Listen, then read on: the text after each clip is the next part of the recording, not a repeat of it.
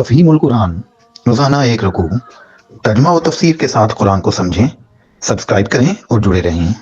وقال الذي اشتراه من مصر لامرأته أكرمي مثواه عسى أن ينفعنا أو نتخذه ولدا وكذلك مكنا ليوسف في الأرض وَلِنُعَلِّمَهُ مِن تَأْوِيلِ الْأَحَادِيثِ وَاللَّهُ غَالِبٌ عَلَى أَمْرِهِ وَلَكِنَّ أَكْثَرَ النَّاسِ لَا يَعْلَمُونَ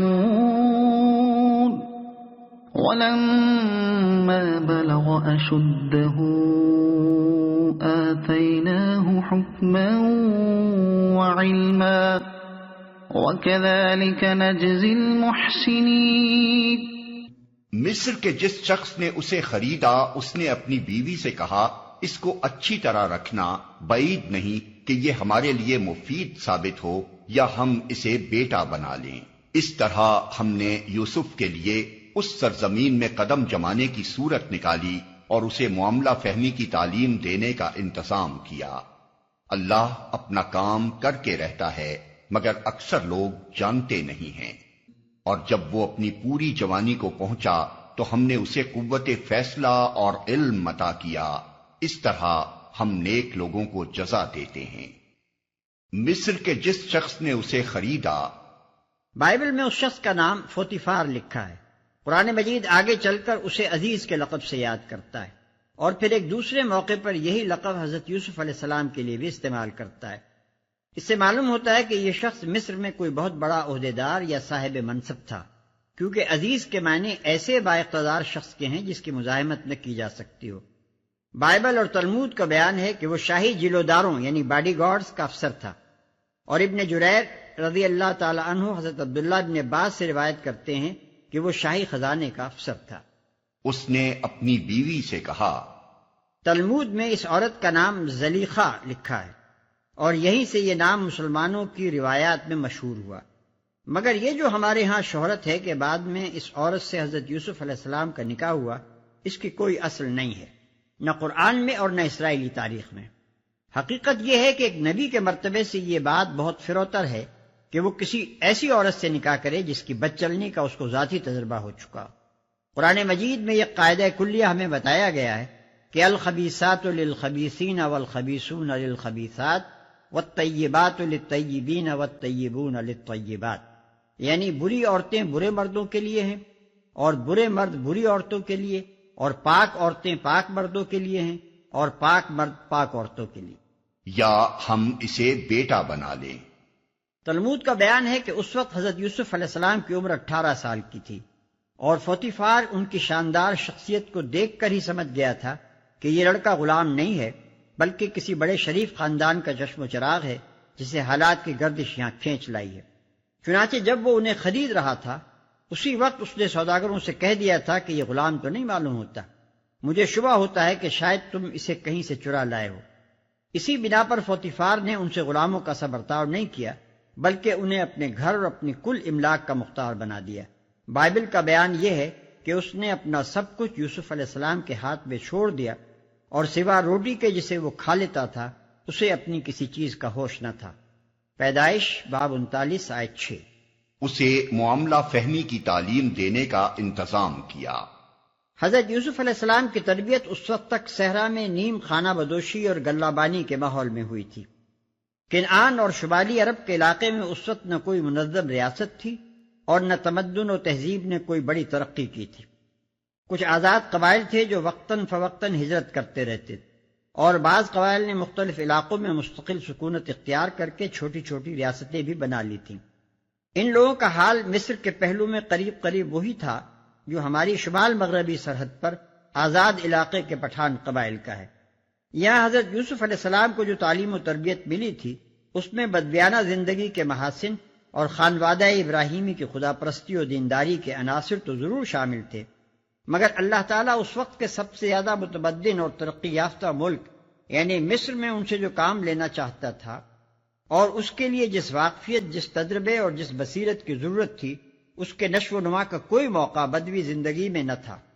اس لیے اللہ نے اپنی قدرت کاملہ سے یہ انتظام فرمایا کہ انہیں سلطنت مصر کے ایک بڑے عہدیدار کے ہاں پہنچا دیا، اور اس نے ان کی غیر معمولی صلاحیتوں کو دیکھ کر انہیں اپنے گھر اور اپنی جاگیر کا مختار کل بنا دیا۔ اس طرح یہ موقع پیدا ہو گیا کہ ان کی وہ تمام قابلیتیں پوری طرح نشو و نما پا سکیں جو اب تک بروئے کار نہیں آئی تھیں، اور انہیں ایک چھوٹی جاگیر کے انتظام سے وہ تجربہ حاصل ہو جائے جو آئندہ ایک بڑی سلطنت کا نظم و نسق چلانے کے لیے درکار تھا۔ اسی مضمون کی طرف اس آیت میں اشارہ فرمایا گیا ہے۔ اسے قوت فیصلہ اور علم عطا کیا۔ قرآن کی زبان میں ان الفاظ سے مراد بالعموم نبوت عطا کرنا ہوتا ہے۔ حکم کے معنی قوت فیصلہ کے بھی ہیں اور اقتدار کے بھی۔ پس اللہ کی طرف سے کسی بندے کو حکم عطا کیے جانے کا مطلب یہ ہوا کہ اللہ تعالیٰ نے اسے انسانی زندگی کے معاملات میں فیصلہ کرنے کی اہلیت بھی عطا کی اور اختیارات بھی تفویض فرمائے۔ رہا علم تو اس سے مراد وہ خاص علم حقیقت ہے جو انبیاء کو وحی کے ذریعے سے براہ راست دیا جاتا ہے۔ وراودته التي هو في بيتها عن نفسه وغلقت الأبواب وقالت هيت لك قال معاذ الله إنه ربي أحسن مثواي إنه لا يفلح الظالمون۔ جس عورت کے گھر میں وہ تھا وہ اس پر ڈورے ڈالنے لگی اور ایک روز دروازے بند کر کے بولی آ جا۔ یوسف نے کہا خدا کی پناہ، میرے رب نے تو مجھے اچھی منزلت بخشی اور میں یہ کام کروں۔ ایسے ظالم کبھی فلاح نہیں پایا کرتے، ایسے ظالم کبھی فلاح نہیں پایا کرتے۔ عام طور پر مفسرین اور مترجمین نے یہ سمجھا ہے کہ یہاں میرے رب کا لفظ حضرت یوسف علیہ السلام نے اس شخص کے لیے استعمال کیا ہے جس کی ملازمت میں وہ اس وقت تھے، اور ان کے اس جواب کا مطلب یہ تھا کہ میرے آقا نے تو مجھے ایسی اچھی طرح رکھا ہے، پھر میں یہ نمک حرامی کیسے کر سکتا ہوں کہ اس کی بیوی سے زنا کروں۔ لیکن مجھے اس ترجمہ و تفسیر سے سخت اختلاف ہے۔ اگرچہ عربی زبان کے اعتبار سے یہ مفہوم لینے کی بھی گنجائش ہے، کیونکہ عربی میں لفظ رب آقا کے معنی میں استعمال ہوتا ہے، لیکن یہ بات ایک نبی کی شان سے بہت گری ہوئی ہے کہ وہ ایک گناہ سے باز رہنے میں اللہ تعالیٰ کے بجائے کسی بندے کا لحاظ کرے، اور قرآن میں اس کی کوئی نظیر بھی موجود نہیں ہے کہ کسی نبی نے خدا کے سوا کسی اور کو اپنا رب کہا۔ آگے چل کر آیات 41، 42، 50 میں ہم دیکھتے ہیں کہ سیدنا یوسف علیہ السلام اپنے اور مصریوں کے مسلک کا یہ فرق بار بار واضح فرماتے ہیں کہ ان کا رب تو اللہ ہے اور مصریوں نے بندوں کو اپنا رب بنا رکھا ہے۔ پھر جب آیت کے الفاظ میں یہ مطلب لینے کی بھی گنجائش موجود ہے کہ حضرت یوسف علیہ السلام نے رب بھی کہہ کر اللہ کی ذات مراد دی ہو، تو کیا وجہ ہے کہ ہم ایک ایسے معنی کو اختیار کریں جس میں صریحاً قباحت کا پہلو نکلتا ہے۔ وَلَقَدْ هَمَّتْ بِهِ وَهَمَّ بِهَا لَوْلَا أَن رَّأَىٰ بُرْهَانَ رَبِّهِ كَذَٰلِكَ لِنَصْرِفَ عَنْهُ السُّوءَ وَالْفَحْشَاءَ إِنَّهُ مِنْ عِبَادِنَا الْمُخْلَصِينَ۔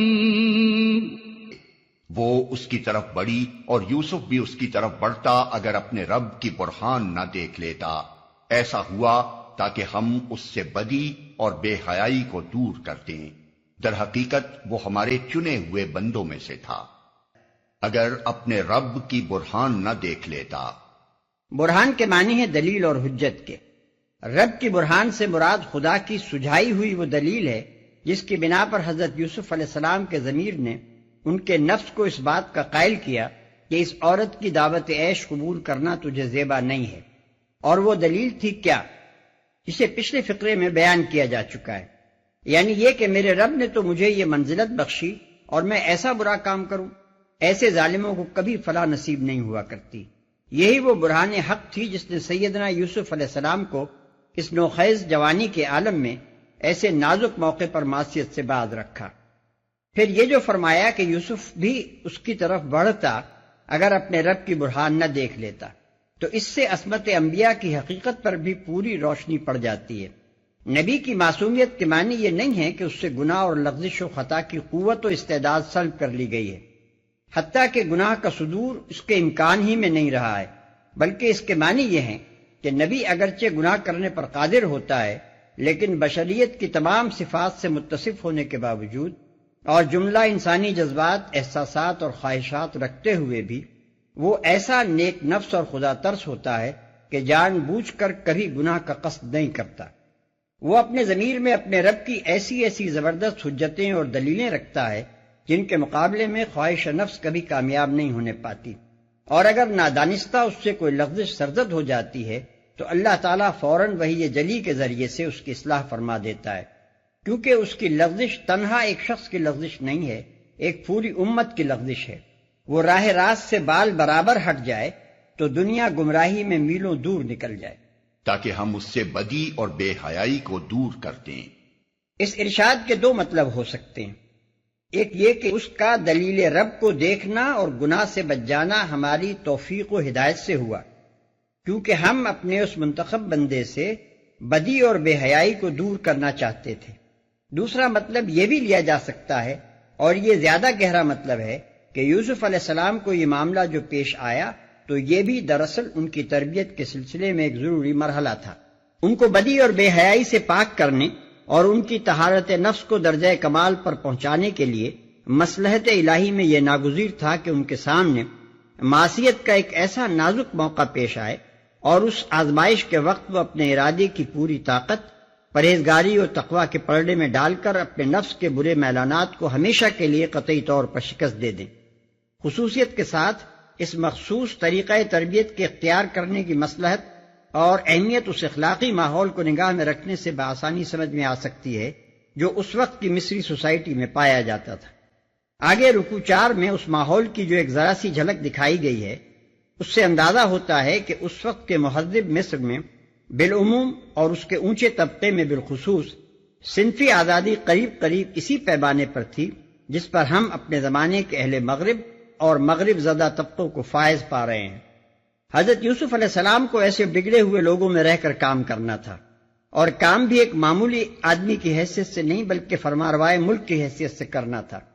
اب یہ ظاہر ہے کہ جو خواتین کرام ایک حسین غلام کے آگے بچھی جا رہی تھیں، وہ ایک جوان اور خوبصورت فرمانروا کو پھانسنے اور بگاڑنے کے لیے کیا نہ کر گزرتی۔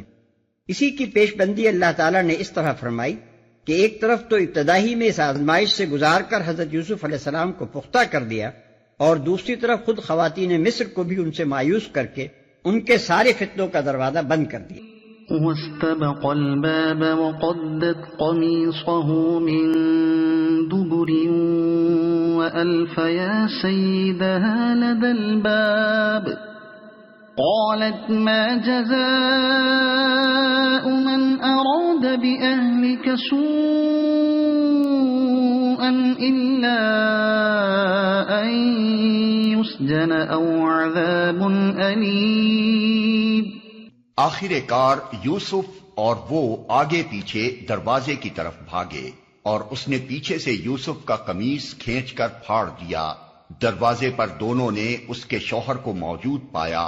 اسے دیکھتے ہی عورت کہنے لگی، کیا سزا ہے اس شخص کی جو تیری گھر والی پر نیت خراب کرے؟ اس کے سوا اور کیا سزا ہو سکتی ہے کہ وہ قید کیا جائے یا اسے سخت عذاب دیا جائے؟ قال هي راودتني عن نفسي وشهد شاهد من أهلها إن كان قميصه قد من قبل فصدقت وهو من الكاذبين۔ یوسف نے کہا، یہی مجھے پھانسنے کی کوشش کر رہی تھی۔ اس عورت کے اپنے کنبے والوں میں سے ایک شخص نے قرینے کی شہادت پیش کی کہ اگر یوسف کا قمیص آگے سے پھٹا ہو تو عورت سچی ہے اور یہ جھوٹا۔ ایک شخص نے قرینے کی شہادت پیش کی۔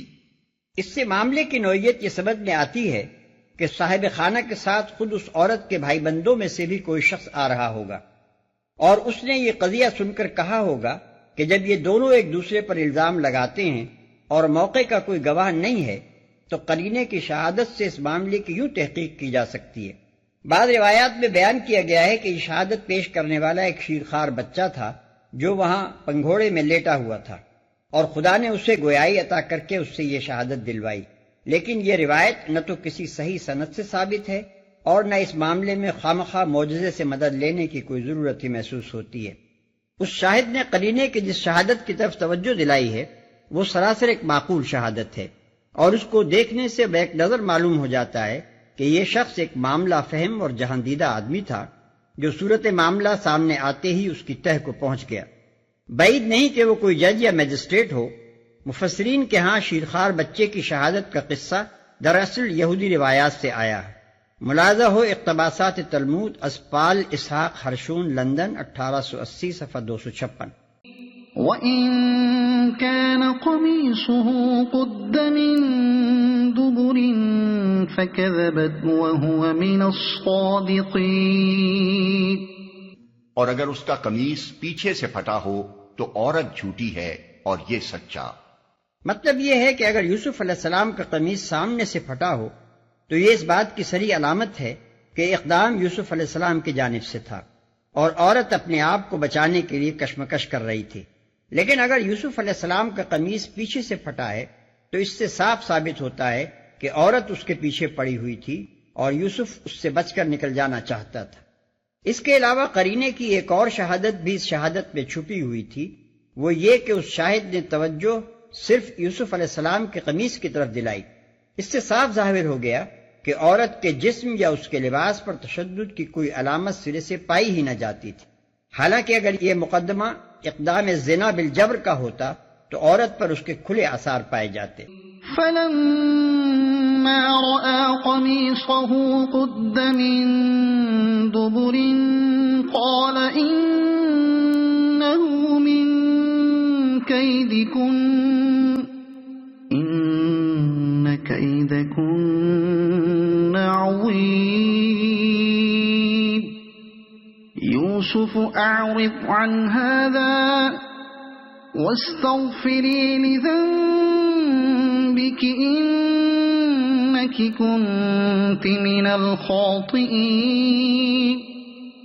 جب شوہر نے دیکھا کہ یوسف کا قمیص پیچھے سے پھٹا ہے تو اس نے کہا، یہ تم عورتوں کی چالاکیاں ہیں، واقعی بڑے غضب کی ہوتی ہیں تمہاری چالیں۔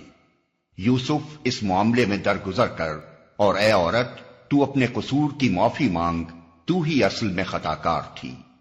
بائبل میں اس قصے کو جس بھوڈے طریقے سے بیان کیا گیا ہے وہ ملاحظہ ہو۔ تب اس عورت نے اس کا پیراہن پکڑ کر کہا کہ میرے ساتھ ہم بستر ہو۔ وہ اپنا پیراہن اس کے ہاتھ میں چھوڑ کر بھاگا اور باہر نکل گیا۔ جب اس نے دیکھا کہ وہ اپنا پیراہن اس کے ہاتھ میں چھوڑ کر بھاگ گیا تو اس نے اپنے گھر کے آدمیوں کو بلا کر ان سے کہا کہ دیکھو، وہ ایک عبری کو ہم سے مذاق کرنے کے لیے ہمارے پاس لے آیا ہے۔ یہ مجھ سے ہم بستر ہونے کو اندر گھس آیا اور میں بلند آواز سے چلانے لگی۔ جب اس نے دیکھا کہ میں زور زور سے چلا رہی ہوں تو اپنا پیراہن میرے پاس چھوڑ کر بھاگا اور باہر نکل گیا، اور وہ اس کا پیراہن اس کے آقا کے گھر لوٹنے تک اپنے پاس رکھے رہی۔ جب اس کے آقا نے اپنی بیوی کی وہ باتیں جو اس نے اس سے کہیں سن لی کہ تیرے غلام نے مجھ سے ایسا ایسا کیا، تو اس کا غضب بھڑکا اور یوسف علیہ السلام کے آقا نے اس کو لے کر قید خانے میں، جہاں بادشاہ کے قیدی بند تھے، ڈال دیا۔ پیدائش باب 39 آیت 12 تا 20۔ خلاصہ اس عجیب و غریب روایت کا یہ ہے کہ حضرت یوسف علیہ السلام کے جسم پر لباس کچھ اس قسم کا تھا کہ ادھر زلیخا نے اس پر ہاتھ ڈالا اور ادھر وہ پورا لباس خود بخود اتر کر اس کے ہاتھ میں آ گیا۔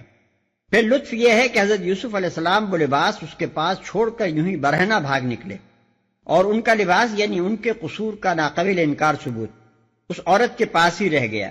اس کے بعد حضرت یوسف علیہ السلام کے مجرم ہونے میں آخر کون شک کر سکتا تھا؟ یہ تو ہے بائبل کی روایت۔